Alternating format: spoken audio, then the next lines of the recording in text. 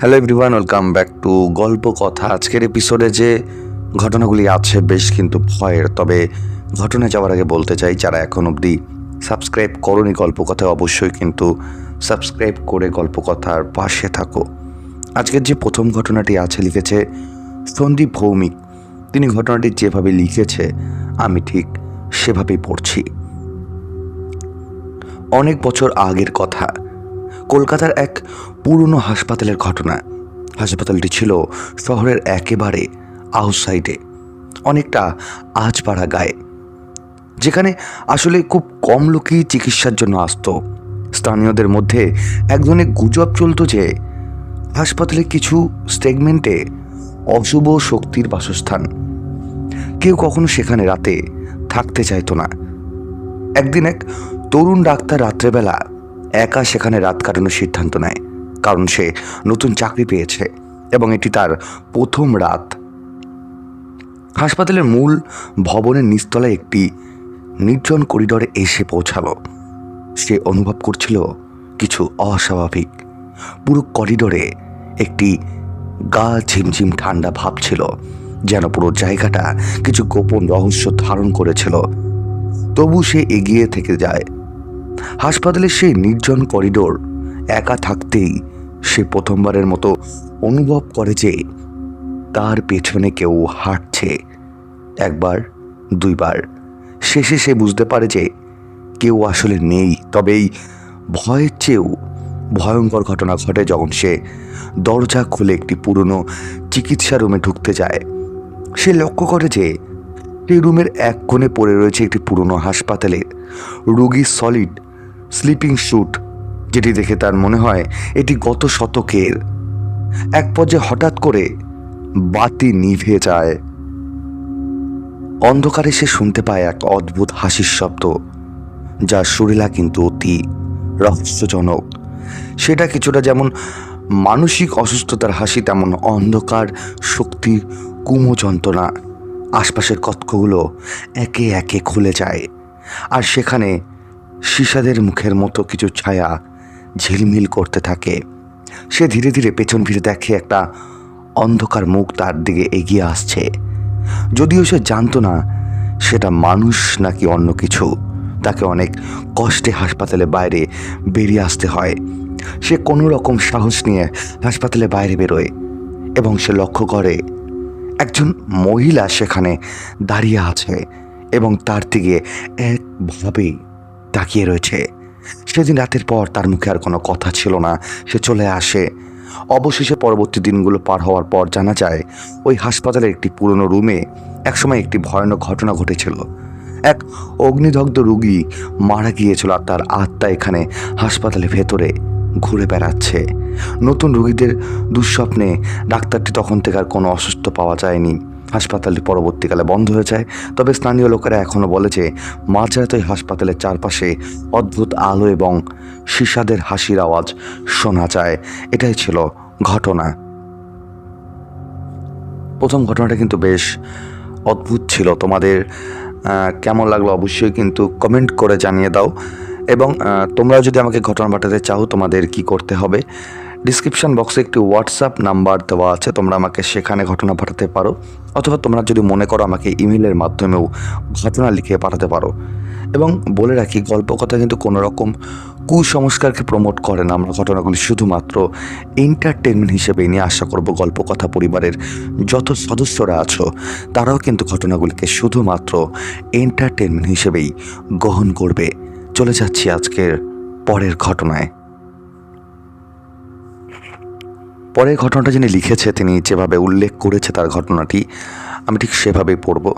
ঘটনাটি লিখেছে তনুশ্রী সাহা এবং তিনি যেভাবে লিখেছে শুরুটা ঠিক সেভাবেই পড়ছি।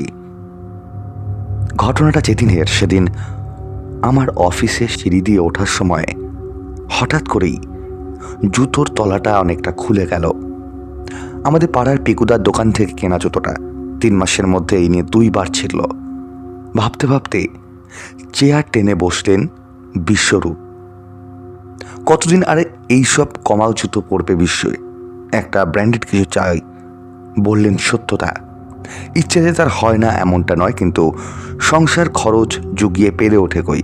বোনের বিয়ে, বাবার চিকিৎসা, বাস্তবিক মরবত যে বিয়ে, একের পর একক খরচ সামলাতে গিয়ে 40 বছরের লোনের চাপে বুড়িয়ে গেছে বিশ্ববাবু। ছেঁড়া জুতোর দিকে তাকিয়ে দীর্ঘশ্বাস ফেলে কাজে মন দিলেন তিনি। অফিস থেকে অনেক কষ্টে বেরিয়ে রাস্তা পার হয়েই বিশ্ববাবু দেখলেন যে ত্রিপল টাঙিয়ে ফুটপাতের জুতো বিক্রি হচ্ছে। কয়েকজন দাঁড়িয়ে পছন্দ করছে, কয়েকজন দরদাম করছে। হঠাৎ কোনায় এক জোড়া জুতোর দিক চলে গেল তার। অবিকল অ্যাডিডাসের 8000-এর জুতোর মতো। অ্যামাজন অ্যাপেও দেখেছিলাম। আবেগের বশবর্তী হয়ে দাঁড় করে 500 টাকায় বিশ্ব কিনলে জুতোটি। হাত দিয়ে মনটা খুশিতে ভরে উঠল। একজন যেন আসল ব্র্যান্ডের জুতো। নিতাই বাবুর পায়েও এরকম জুতো দেখেছেন তিনি। পাশে টুলে বসে ছেঁড়া জুতোটা খুলে বাজারের ব্যাগে ঢুকিয়ে রেখে নতুন জুতো জোড়া পরে সবজি বাজারে ঢুকলো বিশ্ব। অফিসে ফেরার পথেই সবজি মাছ বাজার করে নিয়ে যান তিনি। সবজি বাজারের পর মাছের বাজারে ঢুকতেই কাদায় মাখামাখি হয়ে গেল জুতোটা। মাছের আষ্টে জলও ছিটল। বাজার করে টোটোতে উঠলেন তিনি। টোটো থেকে নামতেই পাশে বসে থাকা ছেলেটিও নামলো। জুতোর দিকে তাকিয়ে বলল, খুব সুন্দর জুতোটা আপনার। সৌজন্যের হাসি হেসে হনহন করে বাড়ির দিকে হাঁটা দিল বিশ্ব। পেছনে তাকিয়ে দেখল সেই ছেলেটাও আসছে। অফিসের সুরে ছেলেটি বলল, জানেন, আমিও আপনার মতো অ্যাডিডাসের জুতো কিনে বাইকে বাড়ি ফিরছিলাম। হঠাৎ অ্যাক্সিডেন্ট হলো। জুতোর ব্যাগটা তখন রাস্তা থেকে কেউ নিয়েছিল। কিছুটা অপ্রস্তুত হয়ে বিশ্ব ভাবতে লাগলো, তাহলে কি সত্যি এটা ব্র্যান্ডের জুতো? তবে কি ক্লোরাই মাল, তাই এত কম দামে পাওয়া গেছে? তবে এটা যে পেছনের ছেলেটার, তার প্রমাণ কই? কেমন এটা অস্বস্তি লাগলো বিশ্ববাবুর। ছেলেটা তখনও পেছনে হেঁটে আসছে। মনে হয় পাশের গলিতে ভাড়া এসেছে। আগে কখনো দেখেনি তাকে বিশ্ব। আবার কিছু বলতে যাচ্ছিল ছেলেটা। বাড়ির গেটে চলে আসায় ভেতরে ঢুকে গেল এবং গেটটা বন্ধ করে দিল বিশ্ব। তবে কি জুতোটা কেনা ছেলেটা দেখেছিল? জুতোটা কি সত্যি চোরাই জুতো? জুতোটা কি সত্যি এই ছেলেটার? হাজার প্রশ্ন মাথায় ঘুরপাক খেতে লাগলো বিশ্ববাবুর। জুতো জোড়া খুলে গিয়ে মনটা কেমন খারাপ হয়ে গেল তার। একবেলাতেই কাদা জল লেগে যাচ্ছে, তাই অবস্থা। কাল আর অফিসে যেতে পারবে না। জুতো জোড়া হাত দিয়ে বাথরুমে ঢুকলো বিশ্ব। পরিষ্কার করার জন্য এক বালতি জলে এক মুঠো সানলাইট গুলে যেই জুতো ডোবাতে যাবেন, অমনি দরজা ভেদ করে আবজা ছায়ার মতো ওই ছেলেটা ভেতরে ঢুকে আত্মনাদ করে উঠল, আরে করছেন কি? এত ভালো জুতোকে এইভাবে ধোবেন? আমি কথাটা শুনে অবাক হয়ে যাই। আমি সেখানেই সেন্সলেস হয়ে পড়ে যাই। যখন আমার জ্ঞান ফেরে তখন আমার আশেপাশে আমার পরিবার থাকে। তারা আমাকে বলে যে কিছুদিন আগে সেখানে অ্যাক্সিডেন্ট হয়েছিল এবং তার ফলেই নাকি সেই ছেলেটাকে অনেকেই তারা সেখানে দেখতে পেয়েছে। এটাই ছিল ঘটনা। আজকের দ্বিতীয় ঘটনাটিও বেশ ভয়ের, এবং বলে রাখি যেহেতু আমাদের এখানে রাস পূর্ণিমা, তাই একটু ব্যস্ত ছিলাম, তাই তোমাদের ঘটনা দিতে লেট হলো। আমি নাহলে ঘটনা তো পরপর মঙ্গলবার দিন ঘটনা আসে। তোমাদের কেমন লাগলো আজকের দুটি ঘটনা অবশ্যই জানাবে। আজকে যে তৃতীয় ঘটনাটি আছে, তৃতীয় ঘটনাটিও বেশ কিন্তু ভয়, আশা করব তোমাদের বেশ ভয় লাগবে। তবে ঘটনায় যাওয়ার আগে বলতে চাই, যারা এখনও অবধি চ্যানেলটিকে সাবস্ক্রাইব করোনি তারা অবশ্যই কিন্তু চ্যানেলটি সাবস্ক্রাইব করে গল্পকথার পাশে থাকো। এবং তোমরা যদি গল্পকথায় ঘটনা পাঠাতে চাও, তোমাদের কি করতে হবে, ডিসক্রিপশন বক্সে একটি ইমেল আইডি দেওয়া আছে, তোমরা সেখানে আমাকে ঘটনা পাঠাতে পারো, অথবা তোমরা আমাকে ডাইরেক্ট হোয়াটসঅ্যাপে পাঠাতে পারো। এবং বলে রাখি, গল্পকথা কিন্তু কোনো রকম কুসংস্কারকে প্রমোট করে না। আমরা ঘটনাগুলি শুধুমাত্র এন্টারটেনমেন্ট হিসেবেই নিই। আশা করব গল্পকথা পরিবারের যত সদস্যরা আছো তারাও কিন্তু ঘটনাগুলিকে শুধুমাত্র এন্টারটেনমেন্ট হিসেবেই গ্রহণ করবে। চলে যাচ্ছি আজকের যে তৃতীয় ঘটনাটি আছে, সেই ঘটনাটিও বেশ অদ্ভুত এবং বেশ ভয়ের। চলে যাচ্ছি ঘটনায়। আজকে যে তৃতীয় ঘটনাটি আছে লিখেছে শ্যামা সরকার, এবং তিনি যেভাবে লিখেছে ঘটনাটি আমি ঠিক সেভাবেই পড়ছি। আজ আমি একটি সত্যি ঘটনা সবার সাথে ভাগ করে নিতে চাই, যদিও এটি ভৌতিক কিনা বিচার করবেন আপনারাই। আমার এক জ্যাঠতুতো পিসি তার পরিবার সমেত থাকে দিল্লিতে। পরিবার বলতে পিসেমশাই আর তাদের একমাত্র কন্যা তারা। পিসেমশাই একজন সরকারি কর্মরত এবং পিসি একটি বেসরকারি সংস্থার সাথে যুক্ত ছিলেন। দিদি সেই সময় কলেজ পড়ুয়া এবং ড্রাইভিং শেখার প্রতি তার ভীষণ ঝোঁক ছিল। যদিও তার মা বাবা তাকে কোনোভাবেই একা গাড়ি চালাতে দেন না। বেশ ভালোই চলছিল সব কিছু। কিন্তু একদিন ঘটে গেল এক অনাকাঙ্ক্ষিত ঘটনা, যা সব কিছু বদলে দিল। সকালবেলা সবসময় যে যার কাজে বেরিয়ে যায়, কিন্তু তারা সেদিন কলেজে না গিয়ে ঠিক করে শপিং সেন্টারে যাবে। যেমন ভাবনার ঠিক তেমন কাজ। ভুল শুধু একটি, ড্রাইভ করা যায় সে। যাওয়ার পথে কোনো সমস্যা হয়নি। বিপত্তি ঘটে আসার সময়। উল্টো দিক থেকে আসা এক লরি গাড়িটিকে ধাক্কা মারে এবং দুমড়ে মুচড়ে দেয়। ওই খবর পাওয়া মাত্রই পিসে মশাই সেখানে পৌঁছে যায়, কিন্তু দিদিকে বাঁচানো যায়নি। এরপর থেকে ওনারা দুজন গোটা পৃথিবী থেকে নিজেদের বিচ্ছিন্ন করে নেন এবং একা থাকতে শুরু করে। আমি যে সময়ের কথা বলছি 2019-এর শেষের দিকে, 2020-র মাঝামাঝি, অর্থাৎ করোনা কালে তাদের দুজনকে প্রায় দেখা গেছে রাস্তার ওই বিশেষ স্থানে বসে থাকতে মাঝরাতে। কোনোভাবেই তাদের সরানো যেত না, এমনকি পুলিশও অনেকবার সরিয়ে দিয়েছে, তবু বারবার তারা সেখানে যেত। একদিন পিসে মশাই বাড়িতে আসছে সেই রাস্তা দিয়ে, হঠাৎ দেখতে পায় তারাদি ঠিক যে জায়গাতে কারটা অ্যাক্সিডেন্ট হয়েছিল সেখানে দাঁড়িয়ে আছে এবং পিসে মশাইকে হাত দিয়ে বলছে, বাড়ি চলে যাও, বাড়ি চলে যাও, এখানে এসো না, এখানে এসো না। পিসে মশাই এবং পিসুমণি আস্তে আস্তে তারা একটু পাগল টাইপের হয়ে যায়। তারা কারোর সাথে কথা বলে না, কারোর সাথে দেখা করে না। তারা নিজেদেরকে একেবারে আলাদা করে নেয় এবং অনেক চেষ্টার পরও ডাক্তারও কিছু করতে পারেনি। এবং 2023-এ একই বছরে দুজন মারা যায়। এটাই ছিল ঘটনা। হয়তো ঘটনাটি অতটিও ভৌতিক না, তবে কেমন লাগলো অবশ্যই জানিও। আজকে ছোট ছোট অনেক কটাই ঘটনা আছে, আশা করব তোমাদের বেশ ভয় লাগবে। আজকে যে পরে ঘটনাটি আছে লিখেছে সন্দীপ ভৌমিক, এবং তিনি ঘটনাটি যেভাবে লিখেছে আমি ঠিক সেভাবেই পড়ছি। আমার বাবা একজন আর্মি ছিলেন, তাই না চাওয়া সত্ত্বেও তাকে বিভিন্ন জায়গায় বদলি করা হতো। বর্তমানে আমরা এখন যশোরে আছি, কিন্তু যে ঘটনাটি আমি আপনাদের সাথে শেয়ার করতে চাই সেটি ঘটেছিল 6 বছর আগে। তখন আমরা ছিলাম বগুড়াতে। তখন আমি ক্লাস 6-এ পড়ি। বাবা আমি মিশনের জন্য দেশের বাইরে গিয়েছিল। তখন আমাদের সরকারি বাসা ছেড়ে ক্যান্টনমেন্টের বাইরে বাসা ভাড়া নিতে হয়। আর সেই জায়গাটি ছিল একটা ভয়ানক জায়গা, যে জায়গাটা আমি খুব ভয় পেতাম। বাবা যে জায়গাটি ভাড়া নিয়েছিল সেটি ছিল কবরস্থানের পাশে। সেখানে না ছিল কোনো দোকানপাট, না ছিল কিচ্ছু, যা আমি খুব ভয় পেতাম সেখানে। কিন্তু বাবা মা বলবো কবরস্থানের মতো নিরাপদ জায়গা নাকি হয় না। তারপরও ইচ্ছে না থাকা সত্ত্বেও সেখানে যেতে হলো। নতুন জায়গায় যাওয়ার পর অনেক লোকের মুখে অনেক কথা শুনেছিলাম ওই কবরস্থান সম্পর্কে, যা মনে হলে আমার গা এখনো শিউরে ওঠে। ওই কবরস্থানটি ছিল অন্যরকম। মূলত আগে ওইখানে একটি বাস যাচ্ছিল, তারপর বাস কেটে অনেক জায়গা তৈরি হওয়াতে কবরস্থান করে ফেলে। নতুন বাসার মধ্যে যেখানে আমার রুমের জানালা ছিল, সেখান থেকে কবরস্থানটি সহজেই ভালো মতো দেখা যেত। সেদিন ছিল গরমকাল। অতিরিক্ত গরম পড়ার কারণে জানালা খুলে ঘুমাচ্ছিলাম। মাঝরাতে হঠাৎ ঝড় শুরু হয়। তখন আমার ঘুম ভেঙে যায়। জানালাটি বন্ধ করার জন্য আমি জানালার পাশে গেলাম। হঠাৎ করে আমার চোখ গেল কবরস্থানের দিকে। এতই অন্ধকার যে কিছুই দেখা যাচ্ছে না। মাঝে মাঝে বিদ্যুতের আলোতে খুব ভয়ানক লাগছিল কবরস্থানটি। তারপর হঠাৎ করে চোখ গেল একটি কবরের দিকে। অল্প আলো থাকায় ভালো তো দেখা যাচ্ছিল না সেখানে কি হচ্ছে। তারপর ভালো মতো দেখার চেষ্টা করছিলাম, দেখি সেই কবরের মাটি ক্রমেই ঝরে যাচ্ছে। মনে হচ্ছে কেউ একজন হাত দিয়ে কবর খুঁড়ছে। তারপর সেই কবর থেকে হঠাৎ একটি হাত উঠে এলো। আস্তে আস্তে সেখান থেকে একটি মানুষের আকৃতির মতো কিছু একটা দেখা গেল। সেটি ছিল অনেক বড়। সেটির গায়ে ছিল সাদা রঙের কাপড়।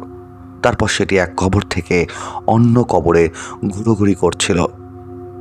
আমার খুব ভয় লাগছিল। মনে হচ্ছিল জানালা লাগিয়ে দৌড়ে মার কাছে গিয়ে শুয়ে পড়ি, কিন্তু দেখারও খুব ইচ্ছে হচ্ছিল।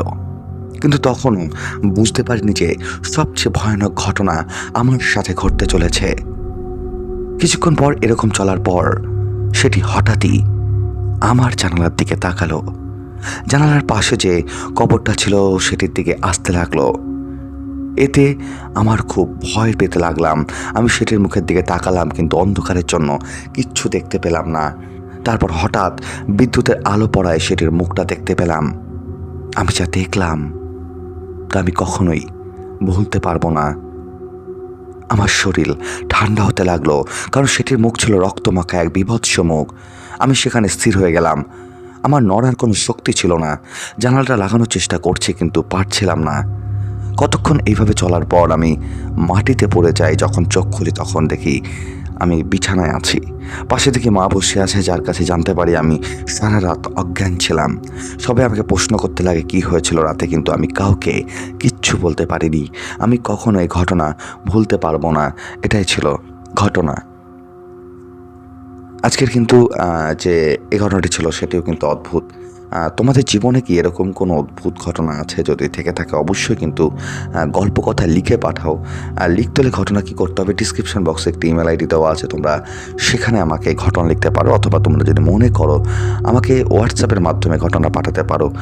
এবং বলে রাখি, গল্প কথা কিন্তু কোনো রকম কুসংস্কারকে প্রমোট করে না। আমরা ঘটনাগুলি শুধুমাত্র এন্টারটেনমেন্ট হিসেবেই নেই। আশা করব গল্প কথা পরিবারের যত সদস্যরা আছো তারাও কিন্তু ঘটনাগুলিকে শুধুমাত্র এন্টারটেনমেন্ট হিসেবেই গ্রহণ করবে। এবং রিকোয়েস্ট করো, প্লিজ লাইক কমেন্ট করতে ভুলো না, কারণ তোমরা যদি লাইক আর কমেন্ট না করো তাহলে ঘটনার রিচ কিন্তু অনেকটাই কমে যাবে। তাই লাইক কমেন্ট করে গল্প কথার পাশে থাকো। চলে যাচ্ছি আজকের পরের ঘটনা, এবং এটি লাস্ট ঘটনা। আশা করব তোমাদের ভালো লাগবে, এবং যদি ভালো লাগে লাইক কমেন্ট করে গল্প কথার পাশে থাকো। চলে যাচ্ছি ঘটনায়। আজকে যে লাস্ট ঘটনাটি আছে সেটিও হাসপাতালের ঘটনা। আশা করব ভয় লাগবে। একটি পুরনো হাসপাতাল ছিল, সেখানে দীর্ঘদিন ধরে অদ্ভুত ঘটনা ঘটছিল। হাসপাতালের 4র্থ তলার ওয়ার্ডটি বেশিরভাগ সময় ফাঁকা থাকতো, কারণ বলা হতো যে সেখানে একজন রোগীর আত্মা ঘোরাফেরা করে। প্রায় 10 বছর আগে এই মেয়ের ভুল চিকিৎসার কারণে মৃত্যু হয়েছিল। তারপর থেকে ওই ওয়ার্ডে ভয়ঙ্কর ঘটনা থাকতে থাকে। এক রাতে হাসপাতালের একজন নতুন নার্স, নাম অর্পিতা, তার ডিউটি করতে আসে, কিন্তু তিনি ভূতের গল্পগুলোতে বিশ্বাস করতো না। তাই যখন তাকে 4র্থ তলায় সেই ওয়ার্ডে পাঠানো হয় তিনি কোনো ভয় পাননি। রাত গভীর হওয়ার সাথে সাথে ওয়ার্ডের আলো হঠাৎ বন্ধ হয়ে যায়। তিনি ভেবেছিল হয়তো বিদ্যুতের সমস্যা আছে, তাই মোমবাতি জ্বালিয়ে কাজে চালিয়ে যায়। কিছুক্ষণ পর তিনি শুনতে পায় ওয়ার্ডের খালি বিছানার ওপর কেউ যেন ধীরে ধীরে হাঁটছে। তার পায়ের শব্দ ধীরে ধীরে তার দিকে এগিয়ে আসছে। অর্পিতা সাহস করে চারপাশে তাকালো, কিন্তু কাউকেই দেখতে পেলেন না। হঠাৎ করে এক ঠান্ডা বাতাস তাকে ছুঁয়ে গেল, যেন কেউ তার খুব কাছে দাঁড়িয়ে আছে। তার মনে হলো কেউ তাকে কিছু বলতে চাইছে, কেউ তাকে গভীরভাবে ঘুরে দেখছে। ঠিক তখনই তিনি ওয়ার্ডের একটি কোণে দেখতে পেল একজন মেয়ে সাদা কাপড় মোড়ানো মূর্তির মতো দাঁড়িয়ে আছে। অর্পিতা চিৎকার করতে চাইলেও কিন্তু তার গলা দিয়ে কোনো আওয়াজ বেরোলো না। সে মেয়েটি ধীরে ধীরে তার দিকে এগিয়ে আসতে লাগলো। মেয়েটির মুখ অন্ধকারে স্পষ্ট দেখা যাচ্ছিল না, কিন্তু তার চোখে এক অস্বাভাবিক ভয়াবহ ছিল। মেয়েটি কাছে এসে কানে কানে বলল, আমার ভুল চিকিৎসা হয়েছিল, আমি এখনো বেঁচে আছি। এরপর অর্পিতা ভয় জ্ঞান হারিয়ে মাটিতে পড়ে যায়। পরের দিন সকালে হাসপাতালে কর্মীরা অর্পিতাকে ওয়ার্ডের মেঝেতে অচেতন অবস্থায় খুঁজে পায়। তার চেহারায় ছিল ভয় আর আতঙ্কের ছাপ, আর সে কোনোভাবেই স্বাভাবিক হতে পারছিল না। সে ঘটনার পর থেকে অর্পিতা আর কখনো হাসপাতালে সেই ওয়ার্ডে পা রাখেনি। আর হাসপাতালের বাকি কর্মীরা তার 4র্থ তলার সেই ওয়ার্ডে কিছু অস্বাভাবিক উপস্থিত আছে সেটা জানতো। এটাই ছিল ঘটনা। আজকের প্রত্যেকটা ঘটনায় বেশ ভয় ছিল। তোমাদের কেমন লাগলো অবশ্যই কমেন্ট করে জানাও। এবং বলে দিই, তোমরা যদি গল্প কথায় ঘটনা পাঠাতে চাও তোমাদের কি করতে হবে, ডিসক্রিপশন বক্সে একটি হোয়াটসঅ্যাপ নাম্বার দেওয়া আছে, তোমরা সেখানে আমাকে ঘটনা লিখতে পারো, অথবা তোমরা মনে করলে আমাকে ইমেলের মাধ্যমেও কিন্তু ঘটনা লিখে পাঠিয়ে দিতে পারো। ঘটনা সত্যি না মিথ্যা সেটা কিন্তু কখনোই গল্প কথা বিচার করে না। আমরা ঘটনাগুলি শুধুমাত্র এন্টারটেনমেন্ট হিসেবেই গ্রহণ করি। এবং আরেকটা কথা বলতে চাই, গল্প কথা কিন্তু কোনো রকম কুসংস্কারকে প্রমোট করে না, আমরা ঘটনাগুলি শুধুমাত্র এন্টারটেনমেন্ট হিসেবেই নিই। তাই বলবো, তোমাদের পরিবারের যদি কারোর সাথে যদি এরকম কোনো অদ্ভুত ভৌতিক ঘটনা ঘটে থাকে তাহলে অবশ্যই কিন্তু লিখতে ভুলো না। কারণ আমাদের এই সমাজে বিভিন্ন জায়গায় বিভিন্ন রকম ভৌতিক ঘটনা ঘটে, যেগুলো যার সাথে ঘটে সেই কিন্তু একমাত্র বুঝতে পারে। তাই রিকোয়েস্ট করব, তোমরা ঘটনা লিখে পাঠাও এবং ঘটনা কেমন লাগছে অবশ্যই কমেন্ট করে জানিয়ে দাও। এবং প্লিজ লাইক কমেন্ট করে গল্পকথার পাশে থাকো। অনেক ধন্যবাদ আজকের ঘটনাগুলি শোনার জন্য। দেখা হচ্ছে পরের দিন ঠিক রাত 10টায়।